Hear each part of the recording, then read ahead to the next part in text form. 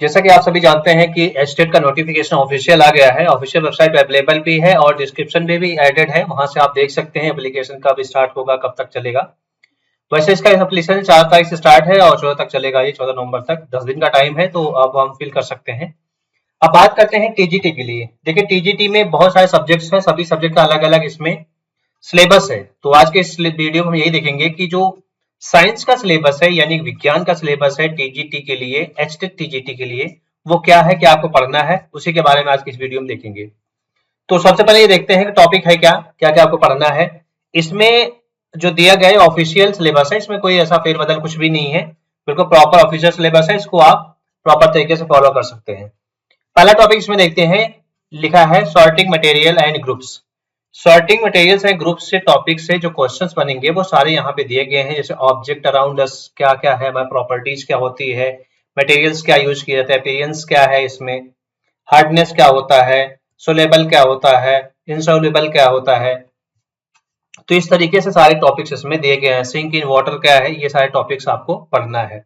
Separation of the substance अगर आप देखते हैं तो इसमें टॉपिक्स दिया गया है, सेपरेशन ऑफ सब्सटेंसेस दिया गया, मिक्सर क्या होते हैं एंड देयर टाइप्स, किस तरह के मिक्सर कितने प्रकार के होते हैं, मेथड्स क्या होता है ऑफ सेपरेशन, यदि किसी मिक्सर को अगर सेपरेट करना है तो क्या उसके फार्मूले हैं। ओवरऑल अगर आप देखते हैं तो इसमें फिजिक्स के क्वेश्चन आएंगे, बायोलॉजी के क्वेश्चन आएंगे और केमिस्ट्री के क्वेश्चन आएंगे। तो केमिस्ट्री के सारे क्वेश्चन हैं, एसिड किसे कहते हैं और बेस क्या होता है, सॉल्ट क्या होता है, इनके रिएक्शंस क्या होते हैं, इनके फार्मूले क्या होते हैं, न्यूट्रलाइजेशन क्या होता है, कैसे ये न्यूट्रल हो जाते हैं। तो ये सारे टॉपिक्स इसमें आएंगे आपके केमिस्ट्री से। अगर फिजिकल एंड केमिकल चेंजेस में क्या होते हैं, फिजिकल एंड केमिकल चेंजेस क्या होते हैं, फिजिकल चेंजेस क्या होते हैं, रस्टिंग ऑफ आयरन यानी कि जो लोहे में आयरन यानी लोहे में जो जंग लगता है वो उसका क्या रिएक्शन होता है, किस तरीके से लगता है, उसका सोल्यूशन क्या है, क्रिस्टलाइजेशन क्या होता है ना, केमिकल चेंजेस किस तरीके से होते हैं, कोल एंड पेट्रोलियम क्या होता है, कोल और पेट्रोलियम का यूजेज क्या है, नेचुरल गैस क्या होता है, some natural resources of limited, जो नेचुरल रिसोर्सेज है वो हमें लिमिटेड है, उसको कैसे हमें किस तरीके से यूज करना है ताकि नेक्स्ट जनरेशन के लिए हमें बेनिफिशियल हो। और फ्लेम क्या होता है इसके बारे में दिया गया है। इसमें सारे टॉपिक्स कितने टाइप्स के होते हैं और किस तरीके से यूज किए जाते हैं, इफिशियंसी क्या होती है, फ्यूल क्या होता है, ये सारे इसमें टॉपिक्स है। Matters in are the surroundings, ये physical nature of the matter क्या होता है, कैरेक्टरिस्टिक्स क्या होते हैं, पार्टिसिपेंट्स क्या होता है, स्टेट्स ऑफ द मैटर क्या है। तो ये सारे टॉपिक्स इसमें है मैटर इन आर सराउंडिंग में। इन matter around surrounding the pure, ये अराउंड अस प्योर करके क्या इसमें क्या मिक्सर क्या होता है, सोल्यूशन क्या होता है, सेपरेटिंग कैसे किया जाता है मिक्सर सोल्यूशन को, फिजिकल एंड केमिकल चेंजेस क्या होते हैं, types of the pure substance क्या होते हैं। तो ये सारे टॉपिक्स क्या होंगे, केमिस्ट्री के सारे टॉपिक्स हैं। एटम कैसे काम करता है, स्ट्रक्चर ऑफ द एटम जो वर्क होता है किस तरीके से करता है एटम बम, इस तरीके सारे इसमें प्रॉपर तरीके से। मोल कॉन्सेप्ट क्या होता है, मोलिकुलर मास क्या होता है, केमिकल फार्मूले क्या होते हैं। तो सारे टॉपिक्स इसमें एडेड है। अब केमिकल इक्वेशन की बात करते हैं जिसमें सारे रिएक्शंस दिए रहेंगे, सारे रिएक्शन एक एक रिएक्शन रहेंगे, वन बाय वन सारे रिएक्शन दिए गए हैं। तो इसके बारे में भी आपको पता होना चाहिए केमिकल रिएक्शन कैसे वर्क करता है, metal and non metal work कैसे करते हैं, इस सारे जो इसमें यौगिक होते हैं वो सारे सारे किस तरीके से वर्क करते हैं, एसिड क्या होता है, कंपाउंड क्या होता है, मेटल क्या, एक्सट्रैक्शन क्या होता है, रिफाइनिंग क्या होती है और प्रिवेंशन कैसे किया जा सकता है। ये सारे टॉपिक्स क्या है, केमिस्ट्री के टॉपिक्स है। कार्बन एंड इट्स कंपाउंड किस तरीके से वर्क करता है, बॉन्ड क्या होता है, केमिकल प्रॉपर्टीज किस तरीके से वर्क करती है, इंपॉर्टेंट है कार्बन कंपाउंड क्या होता है, एथेनॉल किस तरीके से वर्क, एथेनॉल एसिड क्या होता है, सॉप क्या होता है, यानी जो डिटर्जेंट और सॉप साबुन और सोडा जिसको कहते हैं वो किस तरीके होता है, NaCl क्या होता है, HCl क्या होता है, सल्फ्यूरिक अम्ल क्या होता है, फिटकरी क्या होती है। तो इस तरीके जितने सारे टॉपिक्स होते हैं 10th लेवल के, वो सारे टॉपिक्स से रिलेटेड क्वेश्चन केमिस्ट्री के आएंगे ही आएंगे।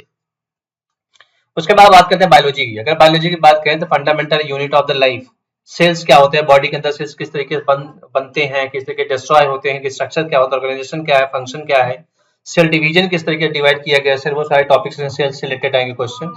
और वर्ड ऑफ द लिविंग क्या होता है, वर्ड ऑफ लिविंग से भी रिलेटेड क्वेश्चन आएंगे, फॉर्म्स एंड फंक्शन किस तरीके काम करता है, प्लांट्स क्या होते हैं, ट्रीज क्या होते हैं, एनिमल क्या है, जानवर किस तरीके से इनकी लाइफ स्टाइल कैसी होती है, इनके अंदर सेल्स कैसे होते हैं, किस तरह की लाइफ होती है, इनके पाचन तंत्र कैसे होते हैं, वो सारी चीजें इसमें कंप्लीट तरीके से आएगी। Diversity in the living organism क्या होता है,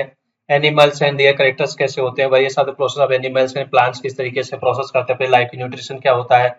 रिपायरेशन क्या होता है, ट्रांसपोर्टेशन क्या होता है, एक्सट्रैक्शन क्या होता है, including the various systems of the human being किस तरीके से मनुष्य का जो बॉडी किस तरीके से वर्क करता है, बॉडी मूवमेंट क्या होती है। तो एक तरीके से आप देखिए तो जो बायोलॉजी का टॉपिक है आप स्क्रीन पे देख रहे हैं, ये सारे टॉपिक्स आपको प्रिपेयर करने होंगे तब आप आसानी से इस एग्जाम को क्रैक कर सकते हैं। डिजीज की बात करें, जो बीमारियां किस तरीके की होती हैं, कितने प्रकार की बीमारी होती है, के कारण क्या होते हैं, कौन से कीट पतंगे या कौन सा मौसम या कोई ऐसा वायरस जो डिजीज यानी बीमारी पैदा करती है, उसको प्रिवेंशन कैसे किया जाए, उसको रोकथाम कैसे किया जाए, वेदर क्या होता है, मौसम क्या होता है, क्लाइमेट चेंज कैसे होता है, एडॉप्शन क्या होता है, इन सभी के बारे में हम बात करेंगे। और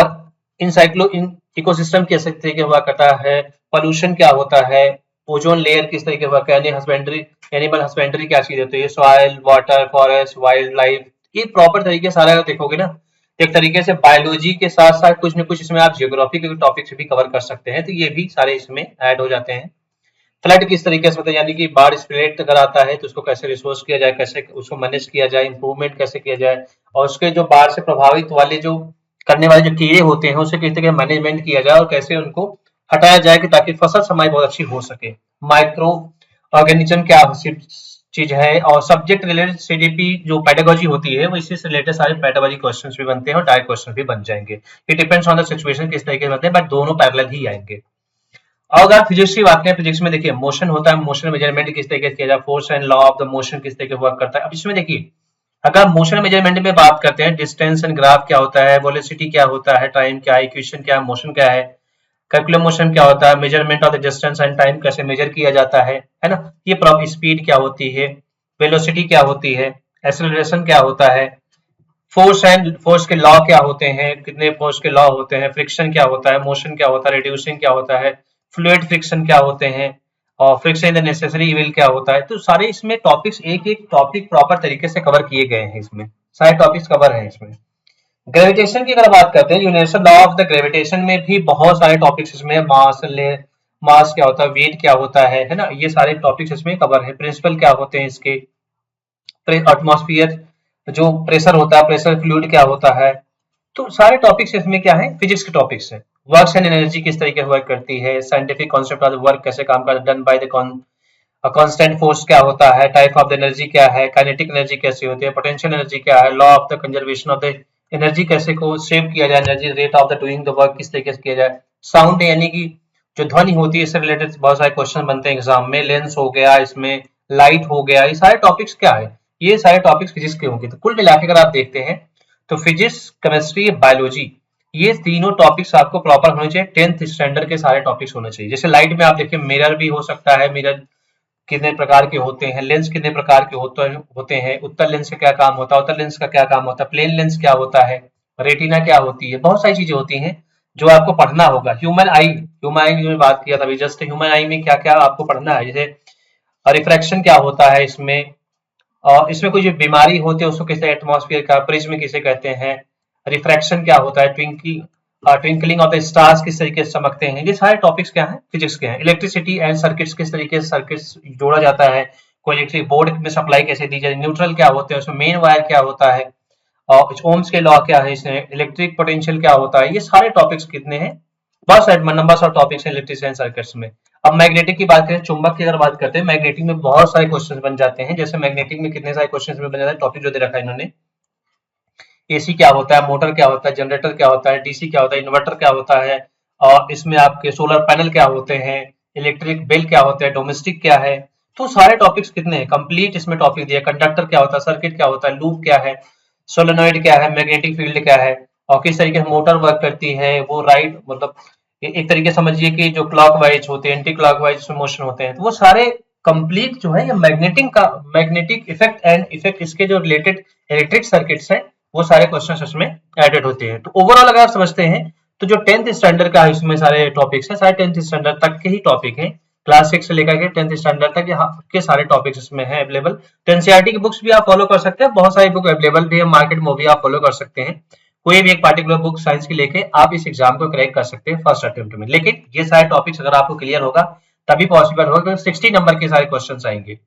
यदि आप सबको वीडियो पसंद आया तो वीडियो को शेयर कीजिए, चैनल पर नए हो जरूर सब्सक्राइब कीजिए ताकि आपको इस तरह से एजुकेशनल वीडियो मिलता रहे daily. Thank you for watching.